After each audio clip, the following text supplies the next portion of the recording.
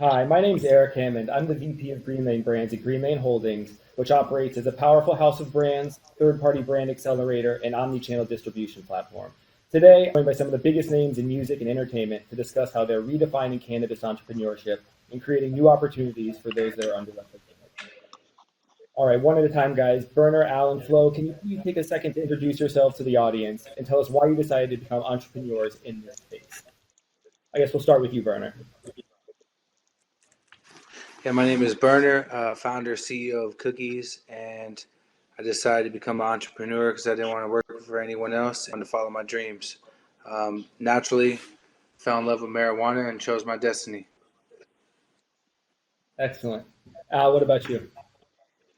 Yeah, so background, playing the NBA for 16 years, got into the cannabis space. This is our 10-year anniversary being in the space. Was inspired by my grandmother and founder and or co-founder and CEO of Viola Brands. Namesake of the brand, right? Namesake of the brand. Yep. Excellent. What about you, Flo? CEO of Cali Sweets, which is also known as Cocoa Nugs. We started off with plain chocolate that looks like marijuana and took it to anything from blunts to moon rocks. Now we're about to launch, we've already launched edibles and now we're about to launch flour. Excellent. Well, thank you guys very much for joining me on this panel, and we'll kind of hop right in. And I'll try and direct some questions to each of you, and others will be kind of open topics to discuss.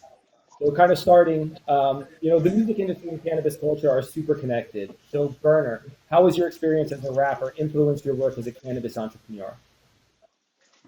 I mean, weed and music go together like peanut butter and jelly. It's just like you can't make music in my mind without catching your vibe. And for me, the weed was my vibe. So it played a big role in like the creative part of the music process, but also it played a big role in me being able to brand the cannabis and do what I had to do to get cookies popping. The music was my megaphone. It was my platform to kind of, you know, showcase cookies to the world. So it played as my platform, but also the herb, was a very big part of the creative process as well. So they complemented each other.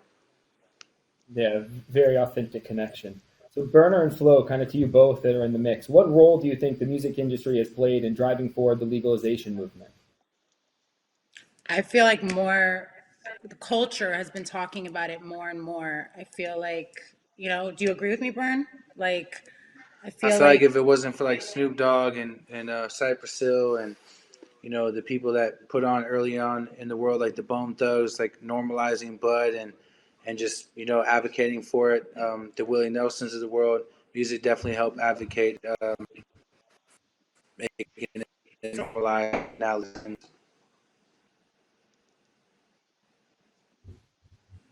Definitely an authentic connection. Um, Al, as a former professional athlete, what was your perception of the plant back when you were competing, and how do you think attitudes in the pro sports community have shifted in the past few years? And obviously, this has been a super visible thing across a number of different entertainment platforms. Yeah, I mean, for me, growing up in Orange, New Jersey, I was always afraid of cannabis because I seen it destroy so many people's lives. I can remember in eighth grade at homeroom, two kids in my homeroom getting locked up for having like nickel bags of weed in their locker. So I was always afraid of it. You know what I'm saying? I was taught that it was a gateway drug, and then like to your point, being an athlete, I just felt like smoking was just bad in general. So not until I got into the NBA and, as a rookie, watching some of my veteran players smoking more herbs than, I had ever seen, right? And then being able to go out and compete at a super high level. So I think that, a lot of those guys to me taught me that, a lot of the stigma that was attached to cannabis for me growing up was all, bullshit. So, as I got older and, as, more guys continue to smoke and, the drug program, having guys being suspended and being in the program and stuff like that, obviously, was a huge issue during that time. But I think because of so many advocates like the people that are here on this call and music and, other people being able to step out the green door, obviously a lot of things have changed since then. And now you see all the sports are now starting to take cannabis off their banned substance list. Yeah, it's nice to see them all kind of changing their testing protocols, and some completely taking it off the list. Others, like the NBA, really limiting the testing range and the repercussions for being caught with it. So it's really nice to see that evolve, and I can definitely see how pro athletes can start utilizing cannabis as part of their wellness routine as opposed to the traditional prescription drugs. So it's really nice But to the see this NBA got evolve. to think out too, because he played a major role in a lot of that. He was in their ear about it. So all the NBA players that are benefiting from that, you got to thank the big homie, man, because he put that in the mix for sure, for sure. Good, Nah, good and to to hear. So his not point, to like sound the dumb main. really quick. Sorry, is weed completely legal with all NBA and all players, period? NFL, NBA, No, everything? no, it's It's not not. legal. It's just no longer being tested for. So pretty much, Got you know what it. I'm saying. But this Got year it. with the Okay. NBA, but they haven't like incorporated it into the CBA yet, the collective bargaining agreement. What they've done is right now they're just not testing, but hopefully next Right. year they'll make it official. They used to So be able next year, to do you do think like they might random drug say, tests. Yeah, random drug tests was weird in the league, right? I mean, literally, like you come to the locker room and your name is on the board, and you got to walk in and get tested. And what we used that's to do was we used to crazy? train the rookies. We used to train the rookies and tell the rookies they always had to be the first ones in the gym. So if you see my name, you see Al's name on the board, call me. So then I can make all the things that I got to do what I got to do, go get my Sony #9 or whatever I got to do to try to beat the test. You know what I'm saying? Or not show up because how what the rule is like once you show up into the building, you can't leave until you actually piss. And what's really tough about what's really weird about it in the NBA is the person that watches you pee, they literally watch, they watch like like they're Damn. standing Because they think you're going to ask somebody else to pee looking for at you? Yeah, yeah, or like are you gonna pull like a fake one out or something, you know what I'm saying? So they literally stand over you and watch. Which I used to always be like, bro, this is what you want to do with your life? You want to watch dogs pee in a cup? Peter hopefully that Gazer. guy They got the job. All right, guys. Kind of moving along, Berner and Al, both of you have been, very visible advocates that have helped push cannabis into the mainstream. How do you think entrepreneurs like yourself have, shaped cannabis culture into what it is today? And what are your thoughts on how, the culture has changed as more and more corporate and companies and investors are getting into the mix? There's a lot less people than you don't see as many people like me and now as you should. The black and brown community has kind of been like outed out. They make it very difficult to get a license to operate to operate a business. A lot of money. I feel like the social equity program was a great concept, but they should have a budget that went with that. I truly believe that if you're going to give someone from a neighborhood that was affected by the drug war, someone that just got out of jail for drugs, the opportunity to participate in the cannabis space, and that's the big reward for the black and brown community. There should have been a budget to back that up. They're charging us 30% sales tax on herb. Well, 15% of that should go to the social equity programs, in my opinion. So, you know, the cannabis industry from when I was, first in it, in the medical days, has changed a lot. Not just of, the black and brown community kind of being forced out, but just the original operators. They couldn't really keep up with the fast changes in regulations and rules to get a license. So I kind of miss, some of the original operators and hope they can find their way back in the game for sure. Cannabis consumption has become so sophisticated. So, how are you guys creating new products and new experiences that cater to this ever-changing, different consumer and all these changing preferences? I'll let Flo go first. You want me to go? Hmm. Okay, I'm so sorry. I got really high. Can we rephrase this question? Of course, of course, of course. So, as cannabis consumption has become so sophisticated now, the different preferences for consumers are changing so rapidly. How are you guys creating new products and experiences that cater to this kind of evolving consumer? Like, I'll give you an example. Like, right now, we're launching our cocoa flower, right? We had to do 10 different strains to start because people are starting to like so many different things. One person wants the indica, one person wants the sativa, one person wants the purple, and then trends, they come and then they start going into a new trend. It's almost like clothing. Do you agree with me, Berner? Yeah, it's kind of like Like, clothing, and And also for like when you look at all the different SKUs out there, from edible to rosins to flower, like shout out to G Pen. We came Pangeo for the rosins and for the oils. Santa Cruz Shredder invaded with the hemp shredder this year, fully biodegradable. $10 out the door. Coconuts were coming with some like mock moon rocks, edible style things. So Wait, I as the have game, them all here. Hello. yeah, as the game elevates, like I mean, like you we got to have bring now, bring new like, innovation to the table for sure. yeah. So like right now, we are coming out with an edible blunt. So the blunt actually looks like a full-on blunt. Does this not look like a blunt to you? Helps in the blunt. That's the blunt. Then we came out with moon rocks, which are going to be infused and non-infused, and they're, oh my god! Every time I touch one, I need to eat one. They're with like marshmallow inside. They're absolutely insane. They look These are delicious. our regular. There's Berner. You tried them, right? Yeah, no, Actually, they're we fire. have. So right now we got into 6 states with our cocoa nugs. Werner, is that your face? That's your face.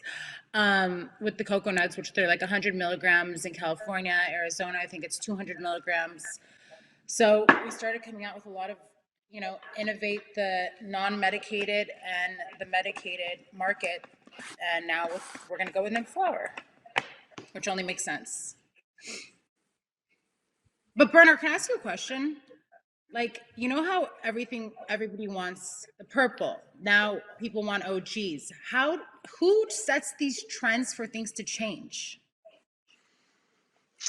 Just the game in general. I mean, things will just come in style and go out of style real quick. People have a short attention span, and you know, it's easy Do you to think easy to music want is helping push that something forward? else. Was that? What? Do you think music is helping push that forward? Kind of what people are talking about, what's hyped, what's hot. Do you think that's how? I mean, I feel like that's been a Yeah, really big I think business growth. like music and influencers and people with a platform are definitely changing trends for sure, and they're going to keep changing trends. It happens with clothes, alcohol, just styles in general. So it's going to change, but the weed game is a lot different. Like right, people wanted like a lot of fruity, exotic flavors, and they wanted like the gassy, sour OG flavors, and they wanted like the gelato terp. So it's going to keep changing, and you got to be able to adapt with change. It's really easy for Berner because you got to give him this. He sets the trends, He so does. it's pretty easy. He's definitely Sometimes the authentic trendsetter. No, So that kind of absolutely. plays on a good day. that plays into my next question. We just talked about the consumers evolving and the types of products they want changing, but just like the products are changing, kind of the expectation for brands within the cannabis space is evolving. And not only are they just expecting cannabis brands to bring cannabis, they're expecting these to be curated lifestyle brands. Obviously, Berner, you're seeing this with cookies, as a phenomenon. But what are you guys doing to tap into this lifestyle evolution within the cannabis space and creating retail experiences that address this? Well, the first thing is like a lot of people think they could just put a logo on a T-shirt and go get a rapper to talk about their shit, and it's a lifestyle brand. I've been doing this for 20 years, and I'm 37 years old. So to me, that's a lifestyle, right? Like this is what I chose to do with my life, and so we're just following what got us here, and that's just doubling down on like the authentic, organic branding of cookies, and me just having the brand and me doing what I've been doing for 20 years has got this brand where it's at, and I definitely urge people to jump in the space and create something and create their own brand, but don't follow what the next man did. Be innovative. Come with something different. Like if you're and breathe me like I believe blue. I was working on cook every day. Been working on I've been in the space for 20 years, so I think that we're doubling down on what got us here, and that makes the most sense for me to keep cookies growing organically and stay relevant. Definitely. I mean, that kind of plays into my next question, which is, you know, us at Greenlane have worked very closely with you on a number of different things, whether it's kind of Cookies international expansion or Vibes as a partnership. And Cookies is a movement. It's more than just a brand you're creating. From activations within stores or people clamoring for limited edition products. Again, what do you think it is that has helped you elevate cookies from just another cannabis brand into something that is so sought after, that resonates with so many consumers across so many different demographics and age groups? I mean, it's changing the landscape. I think that people actually witnessed the growth, and they were able to like look at me, and they just felt the vibe. Like we did everything from the clothing business to the cannabis business, and documenting it through the whole process, and them seeing me start out selling T-shirts in the house, and moving on to a small warehouse and a bigger warehouse, to for me putting bud out and doing the way I used to do on the internet, to where we're at now with almost 40 stores. I think people related to me as a person and realize I'm just normal like them, and if I can do it, then anyone can do it. So I feel like the fact that we brought people along, on the journey with us, it resonated with people, and they could relate to it a lot more than other things that are out there. So that's why I feel like with us, because they've watched the growth and they've rode that ride with us. Definitely. I mean, it's super interesting to see. I mean, it's even crossed, international waters. We have the cookie store in Barcelona, and just to see how people respond to the brand, globally, it's incredible. So very Really awesome cool work. Next, I want to touch on a topic that's, was in the news recently. At the beginning of the year, Jay-Z launched his own vertically integrated cannabis company, along with a fund to support minority entrepreneurs. So wanted to get all of your take on this and kind of understand what you think this signals to the wider mainstream audience about the future of cannabis, and if you think kind of that was enough or just the start. I think it was. I think it's great that that was one of his first moves. What we're doing at Cookies is, I haven't really told this to anyone publicly, but we're building a university at our One Log facility that will teach people the business from A to Z. We want to bring and invite minorities up to the One Log facility, university, and teach them the business, everything from, like I said, from seed to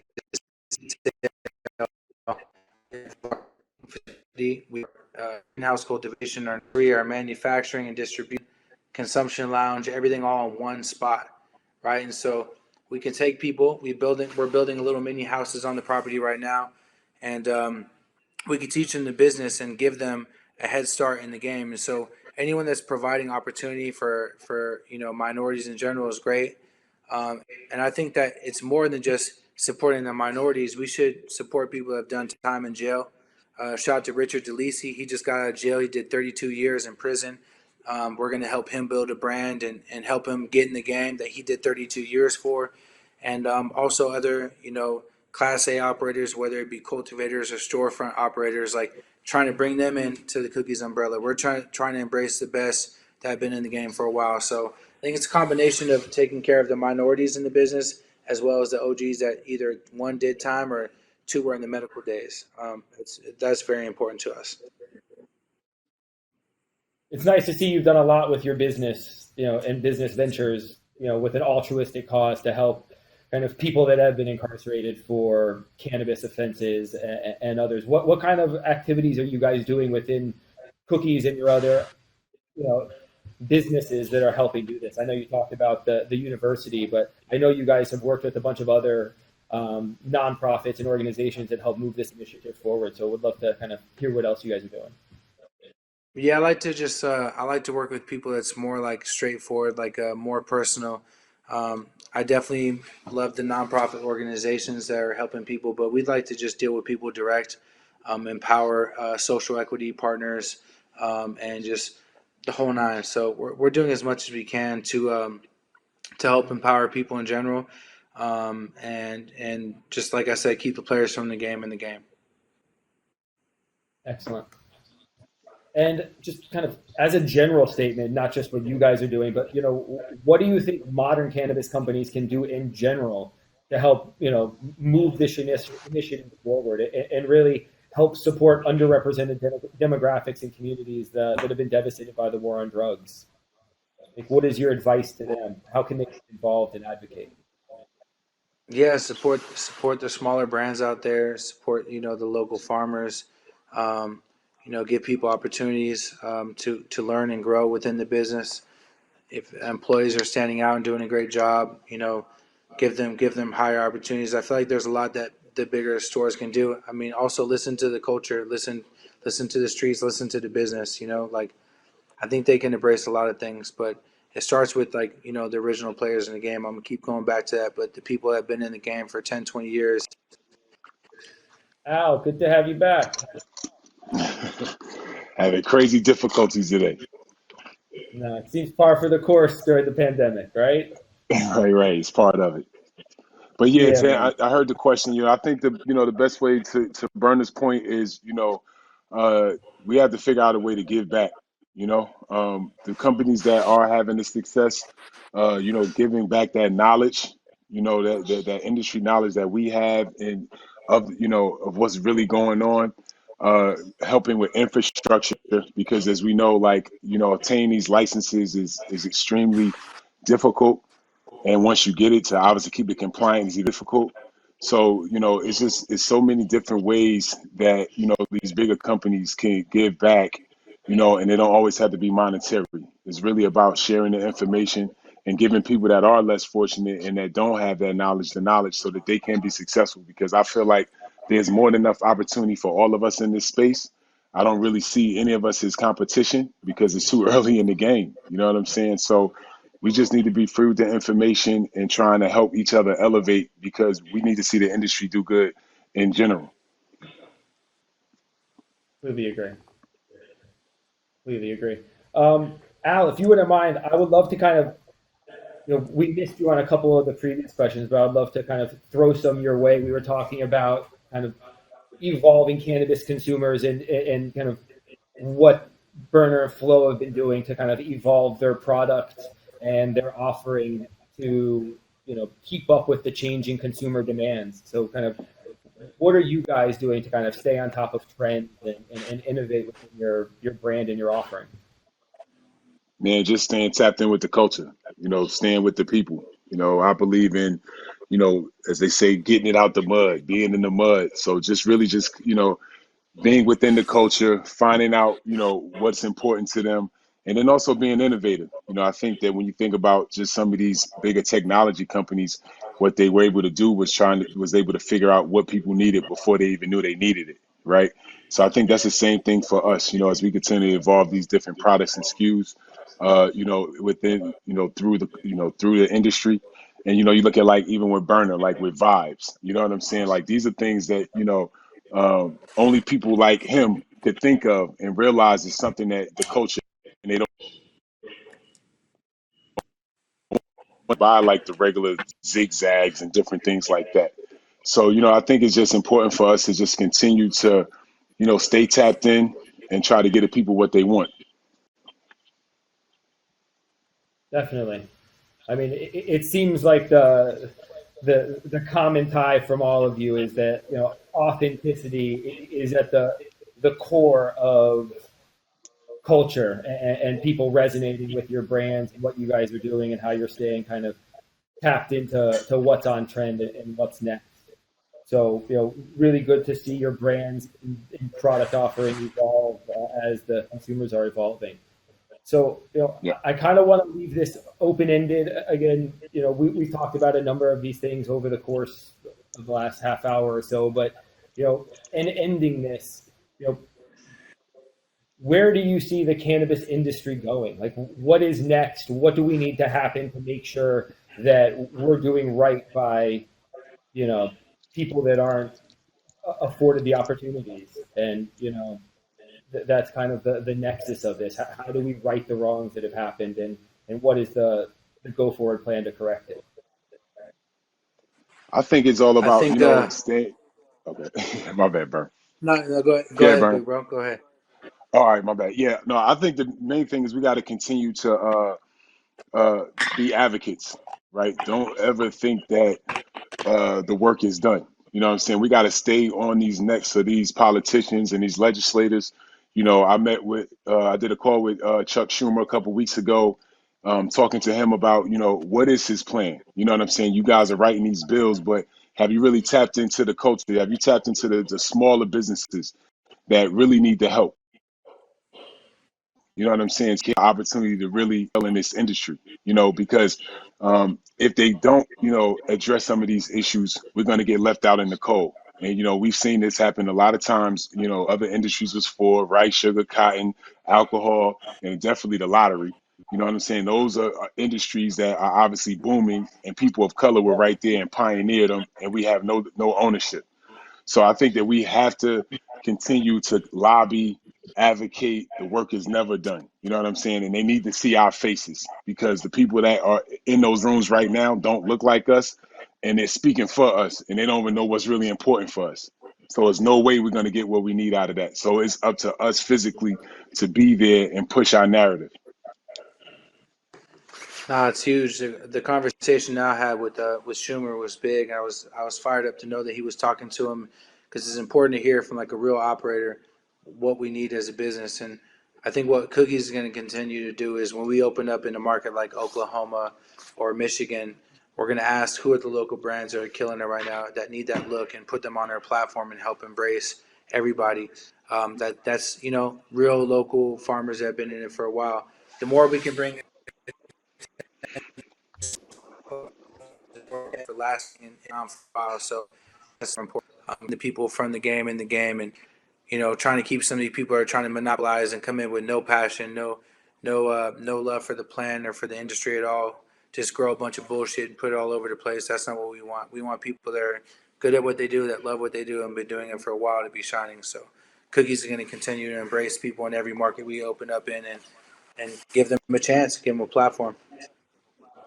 It's good to see both of you using, such strong platforms to keep moving this forward, and to, be able to shine a spotlight on some of these, entrepreneurs that need that extra help. And again, and Flo, I want to bring you into the mix too. It's really empowering and good to see a strong female entrepreneur presence as well. And I think that I was waiting for this question. somewhat lacking that. So, that's just as important as all the other, underrepresented, groups. Female entrepreneurship is a tremendous underrepresented thing. So it's so important to see you here. And what is your kind of message to other female entrepreneurs that would love to get into the space and, business in general? Listen, I think the space is male or female. I mean, it's easier for males in the sense of you have to have a very strong personality because you're dealing with all sorts of people business wise. I think if you're just a girl trying to get into this field thinking that it makes money and that's the only reason you're getting into it, I think that's a wrong move. That's out of all honesty. But there's a lot of drama in this game too, a lot of it. It's not all rainbows and clouds at the end.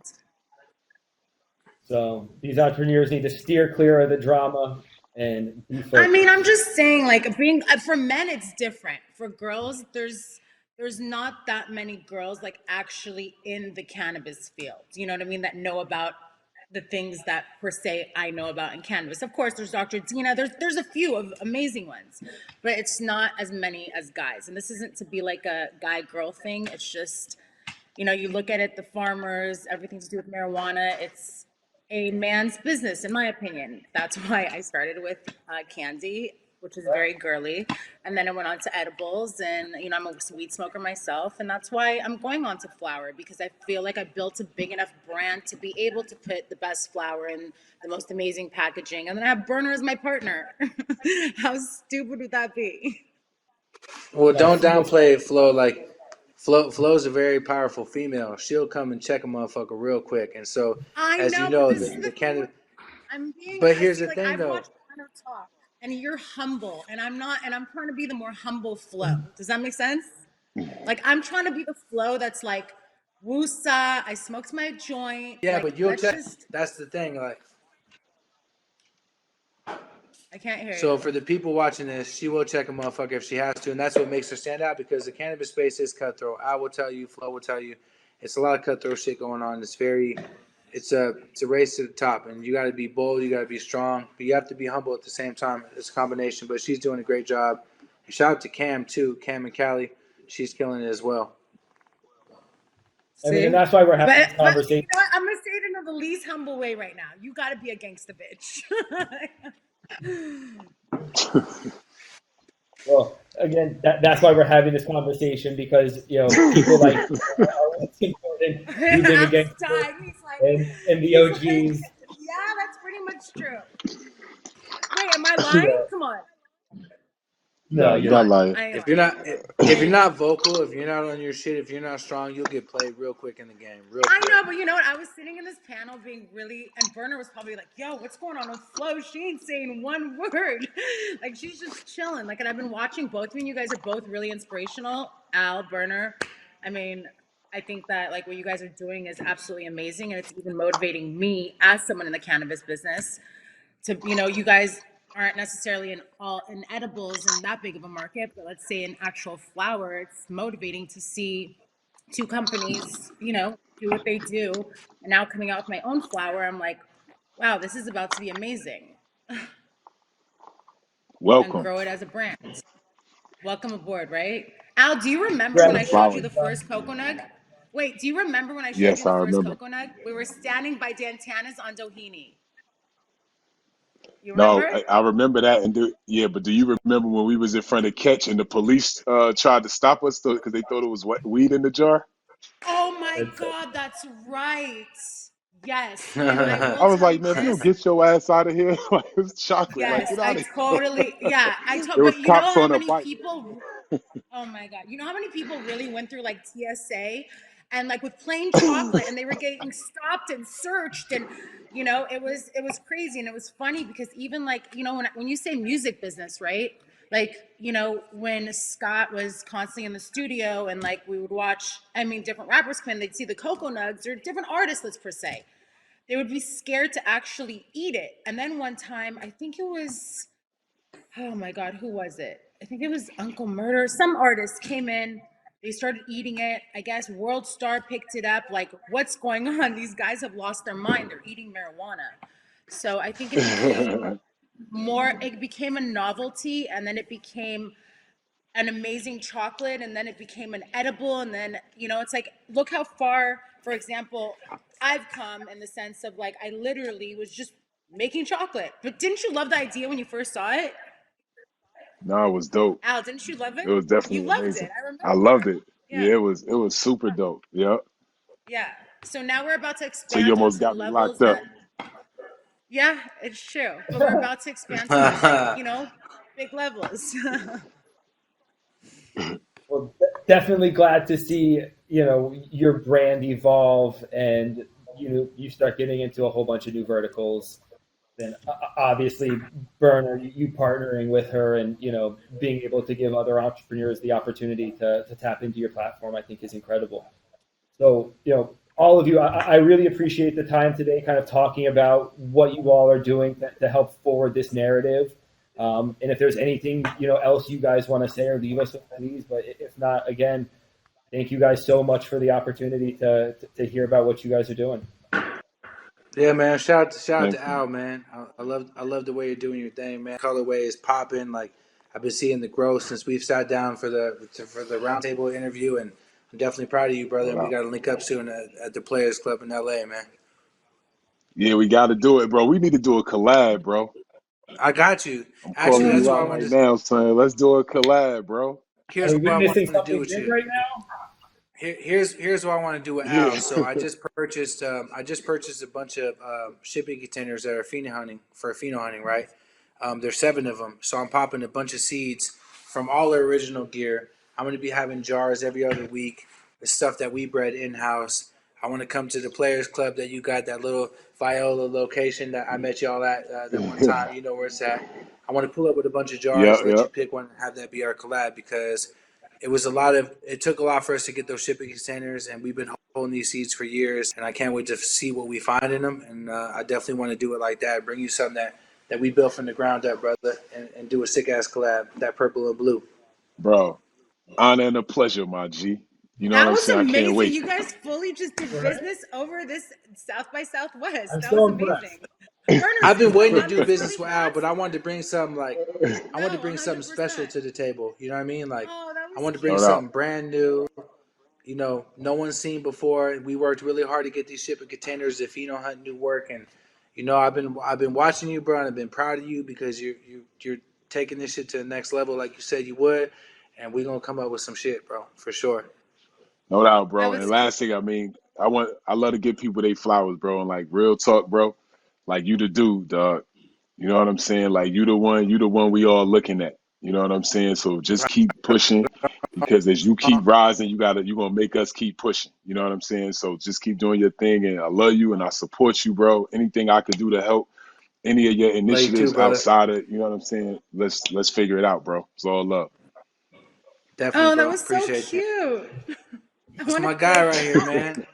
That's my guy. I No love doubt. to It's a see lot of people that love. work hard and follow their dream. Like, look, a lot of people try to jump in the game just to get in the game, but I've been pushing hard as a motherfucker, dude. I've been watching it, and I know how hard it is. I know how hard it is for Yep. me. And I got a huge team, and it's tough. I work from 6 a.m. to 10 p.m. I don't sleep. All I do is think business, and I've been watching now, and I'm definitely proud of you, brother.